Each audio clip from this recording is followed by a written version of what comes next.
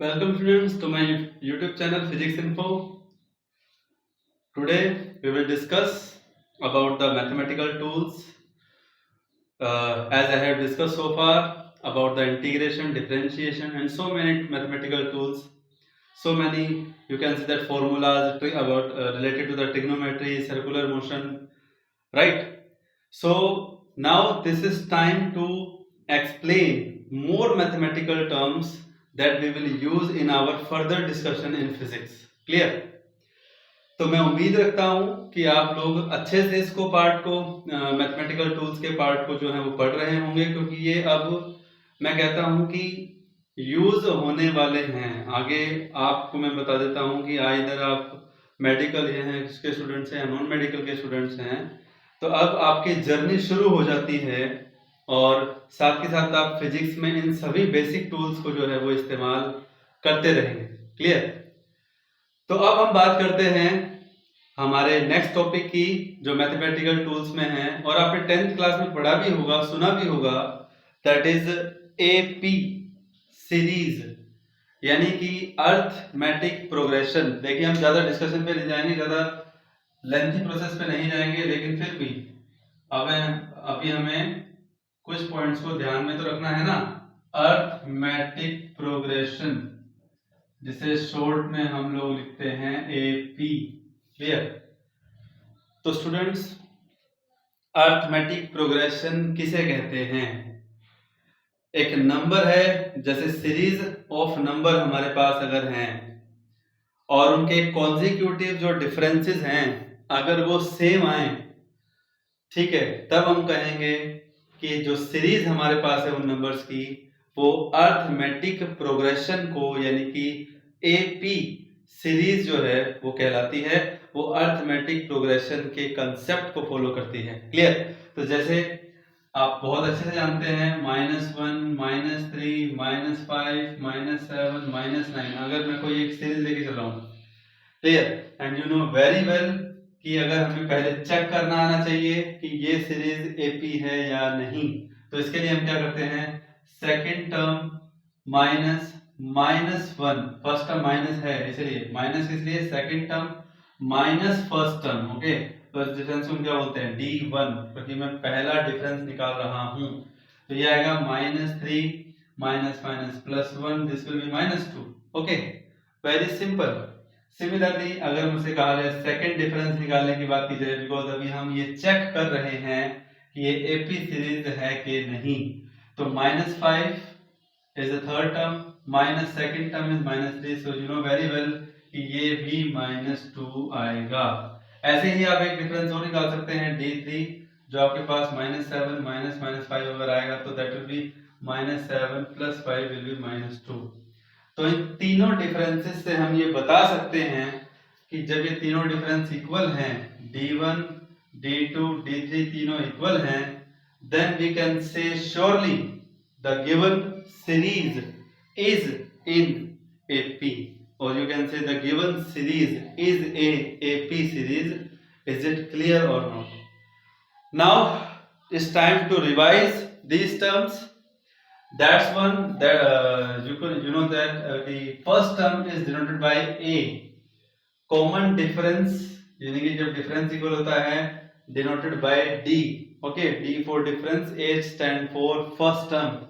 So now if we write the nth term for a given series, तो मैं यहाँ लिखने जा रहा हूँ nth term, फर्स्ट पॉइंट जो हमें नोट करना है सीरीज के बाद एक्सप्लेनेशन के बाद, nth term of AP, underline, nth term of AP को आप लिखते हैं an, which is equal to A plus n minus 1 into D।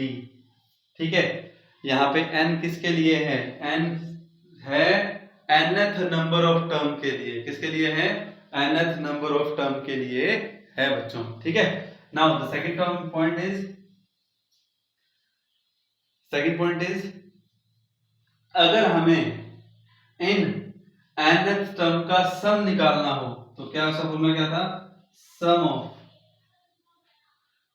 Of nth term of AP तो उसका क्या फॉर्मूला था बच्चों? मैं यहाँ पे दो फॉर्मूले लिखने जा रहा हूं। फर्स्ट क्या था? S N, S for sum, N stand for nth term is equal to n by 2 into में 2a plus n minus 1 into में d। This is the standard expression. Clear? और इसके अलावा जो एक और फॉर्मूला था, इसी में हम इसको मोल्ड करके लिख सकते हैं n by 2 into a plus an मतलब लास्ट टर्म भी होती है और जिसे हम nth टर्म का नाम भी देते हैं। तो nth टर्म ऑफ एपी का जो सम है, जब उनका सम करते हैं तो उसके हमारे पास दो फॉर्मूले हैं, n by 2 into 2a plus n minus 1 into D. अगर आप उसको थोड़ा और शॉर्ट करना चाहते हैं, अगर आपके पास वो सीरीज की लास्ट टर्म अगर आपको मालूम है, तब आप क्या कर सकते हैं, n by 2 into a plus an मतलब nth टर्म, और you can say the last term of AP। So this is all about the AP series arithmetic progression.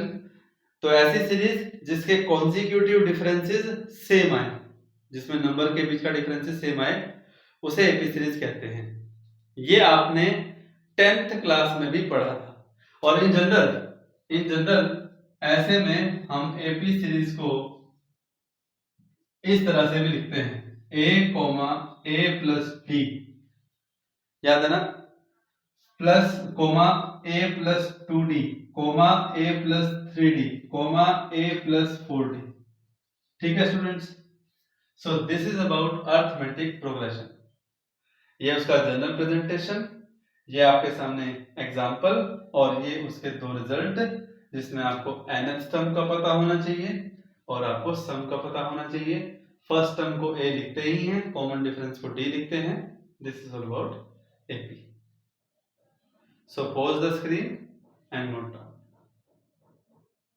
ठीक है? Okay. Now the another series जो अभी तक आपने नहीं पढ़ी है, पढ़ने वाले हैं, लेकिन फिर भी आपको उसका बेसिक जो है पता होना चाहिए। ज्यादा डिटेल में हम लोग नहीं जाएंगे, लेकिन जो बेसिक पार्ट है वो हमें मालूम होना चाहिए। तो बच्चों, उस सीरीज का नाम है ज्योमेट्रिक प्रोग्रेशन। जैसे एपी सीरीज है ना, इसी तरह से एक और सीरीज को हम एक्सप्लेन करने जा रहे हैं, that is geometric progression. Clear बच्चों? क्या एक्सप्लेन करने जा रहे हैं? Geometric progression. Geometric progression. Clear? उस ज्योमेट्रिक प्रोग्रेशन, प्लीज ध्यान से सुनो, देखें ध्यान से। मैं बोर्ड की तरफ लिख भी रहा हूं, तो क्लासरूम की तरह जैसे आपको रहता है कि हाँ आपको समझ में भी आना चाहिए, ठीक है ना?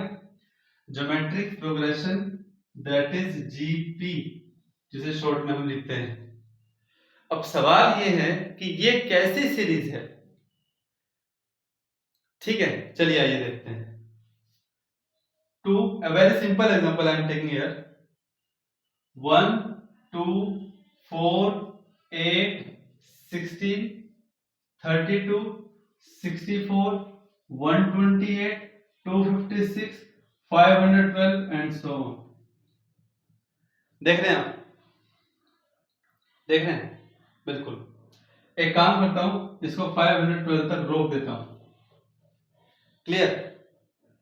अब पॉइंट क्या है, जीपी सीरीज क्या होती है? ठीक है, इन दिस सीरीज, अब मैं यहां पे लिखूंगा प्रॉपर, क्योंकि आप एपी सीरीज के बारे में तो जानते हैं, पर इसके बारे में आपको थोड़ा बहुत पता होना चाहिए कि कैसे इसको रिप्रेजेंट करना है। इन दिस सीरीज या इन दिस प्रोग्रेशन, मैं सीरीज वर्ड लिख रहा हूं तो don't be confuse. In this series और in this progression, the consecutive होता है लगातार, है ना, टर्म्स का जो रेशियो होता है, द कॉन्जिक्यूटिव रेशो। एपी में क्या था? कॉन्जिक्यूटिव डिफरेंस, यहां पे क्या है? Consecutive ratios are same. Ratio क्या होता है? रेशो भाई numerator by denominator.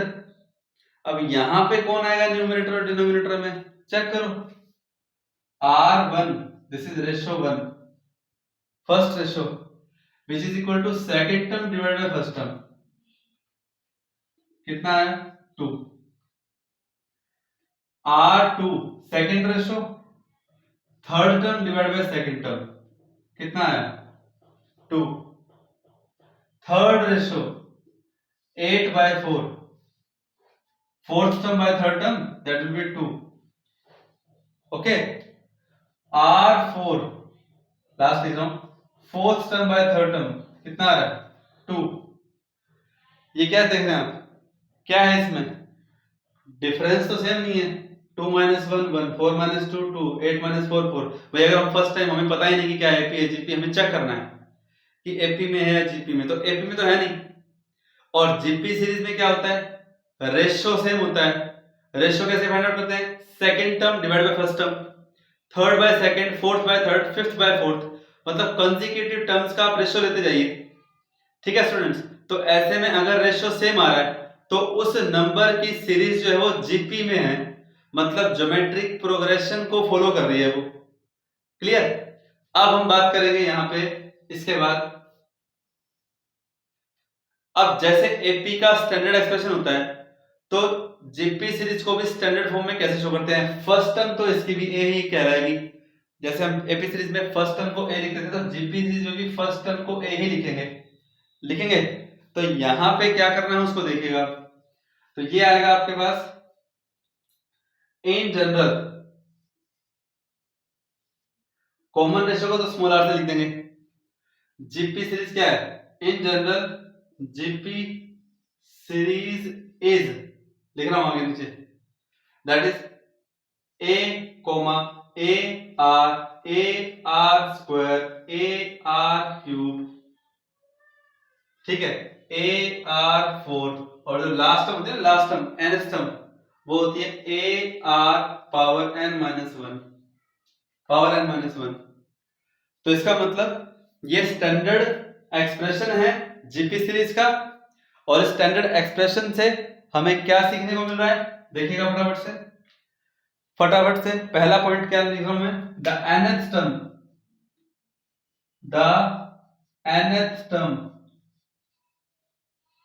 of GP is, the nth term of GP is an equal to a into r raised to power n-1, and you know what is r?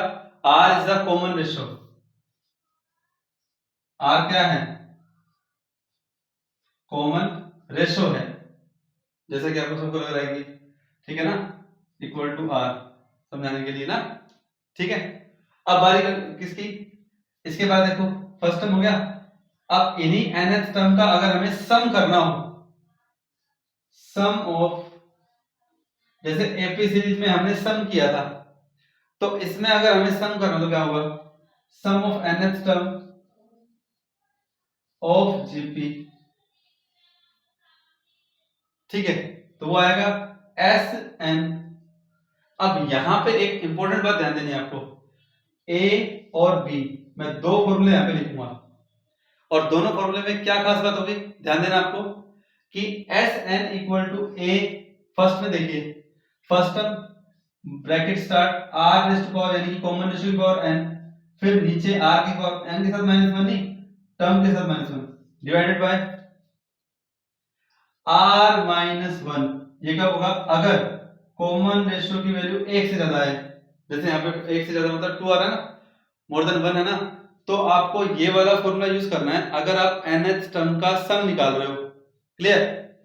इसी तरह से Sn is equal to a into 1 minus r raise to power n divided by 1 minus r। बस क्या किया? Bracket वाले term को interchange कर दिया, तो वो क्या आएगा? इस केस में क्या होगा? और ऐसा कब होगा? जब r लेस देन 1 आएगा। अब इसके ऊपर बेस्ट क्वेश्चन करेंगे तो आपको समझ में आ जाएगा। ठीक है बच्चों, तो ये था nth टर्म ऑफ जीपी और nth टर्म ऑफ जीपी का सम कैसे लिखते हैं, दो उसके फॉर्मूले हैं। लेकिन अब जीपी सीरीज में एक बात मैं और ऐड कर रहा हूं, स्क्रीन को पॉज करके इसको नोट कर लेना जीपी सीरीज के बारे में, ठीक है।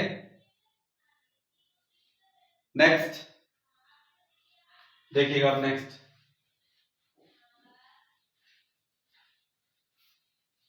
अब मैं जो आपको नेक्स्ट बताने जा रहा हूं वो है जीपी सीरीज, लेकिन इनफाइनाइट जीपी सीरीज। अब इसका मीनिंग क्या हुआ, हाँ स्टूडेंट्स, इसका मीनिंग क्या हुआ, क्या बोला मैंने बोला इनफाइनाइट जीपी सीरीज। क्लियर? तो इनफाइनाइट जीपी सीरीज का क्या मतलब हुआ, प्लीज ध्यान से देखना, इसको समझना।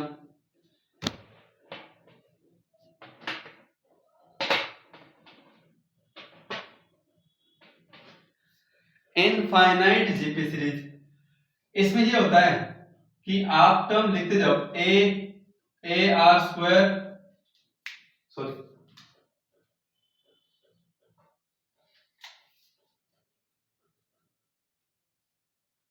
ए R square, A R cube, A R four and so on up to infinity, यानी कि इस टर्म्स का कोई एंड नहीं है, उसका, उस सीरीज का कोई एंड नहीं है। तो ऐसी सीरीज को इनफाइनाइट जीपी सीरीज कहते हैं। और इसमें अब आपको मैं बताने जा रहा हूं, सम जो है ऑफ इनफाइनाइट जीपी सीरीज का जो सम है उसका फॉर्मूला देखिएगा आप, क्या लिखना है मेरे को, that will be first sum है और उसके दो पार्ट हैं, एस इंफिनिटी, देखा एस इंफिनिटी मतलब infinite terms of GP, equal to A upon में आर माइनस वन आएगा अगर कॉमन रेशियो एक से ज्यादा है।